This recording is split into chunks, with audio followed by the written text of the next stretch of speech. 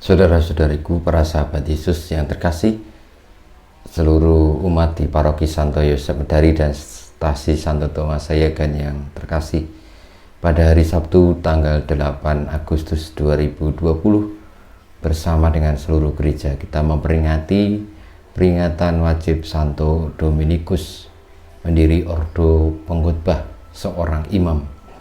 Marilah kita menguatkan hari ini dengan mendengarkan sabda Tuhan dan memohon berkat kekuatan iman agar sabda Tuhan menjadi dasar dari setiap perjalanan hidup kita, sehingga kita boleh untuk bertekun menjadi orang-orang yang setia kepadanya. Marilah kita mengawali dengan berdoa. Dalam nama Bapa, Putra dan Roh Kudus. Amin.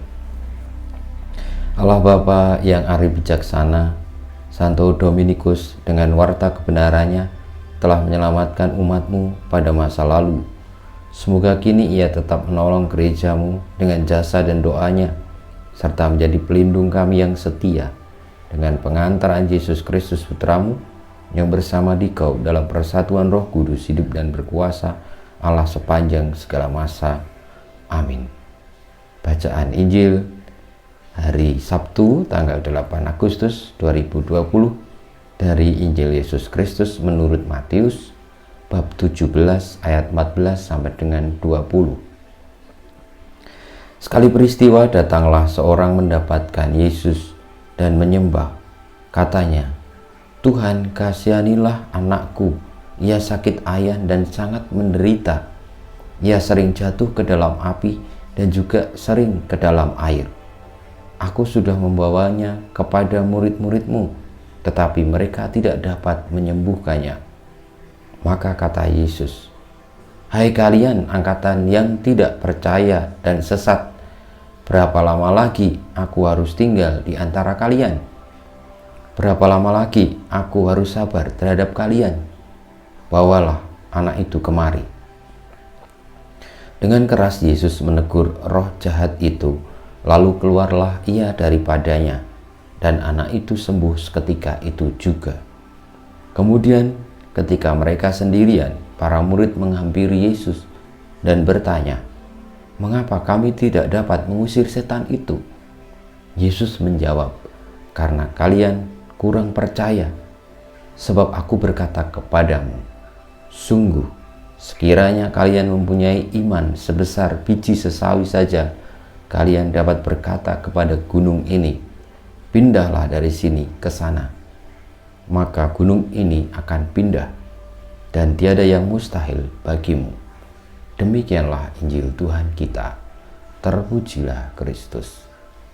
Saudara-saudariku, para sahabat Yesus yang terkasih, perkataan Tuhan Yesus atau sabdanya sungguh-sungguh tegas bahwa siapapun yang memiliki iman sebesar biji sesawi pun dapat berkata kepada gunung supaya berpindah, dan gunung itu akan berpindah. Dan iman menegaskan bahwa segala sesuatu yang tidak mungkin menjadi mungkin, karena iman pusatnya bukan lagi pada diri sendiri, tetapi pada Allah, memusatkan diri kepada Allah.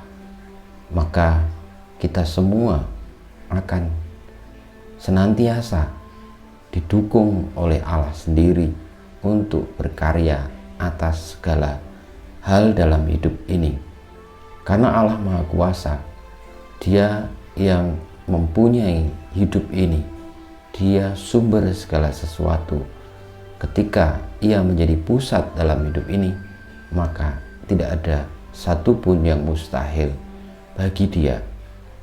Kita beriman artinya adalah menyelaraskan diri dengan Allah, karena Allah pertama-tama dan selalu adalah ingin atau mengendaki agar kita semua selamat.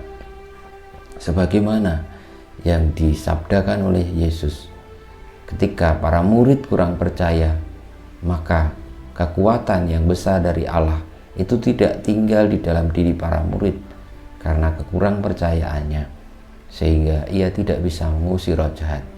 Tetapi ketika kita sungguh-sungguh percaya dan menyerahkan diri sepenuhnya kepada Tuhan, lalu Tuhanlah yang mengerjakan dan yang membuat kita semua mampu untuk mengerjakan hal-hal yang mustahil. Saudara-saudariku, tetapi itu semua diberikan kepada kita supaya kita percaya, dan dengan kepercayaan itu kita bersatu dengan Allah. Semoga dalam situasi-situasi seperti ini kita tetap percaya, iman kita semakin tumbuh dari hari ke hari, bahwa pusat dari segala hidup ini bukanlah diri kita.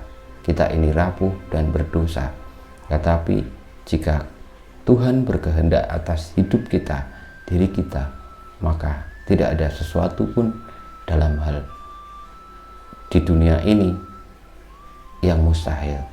Semuanya menjadi mungkin.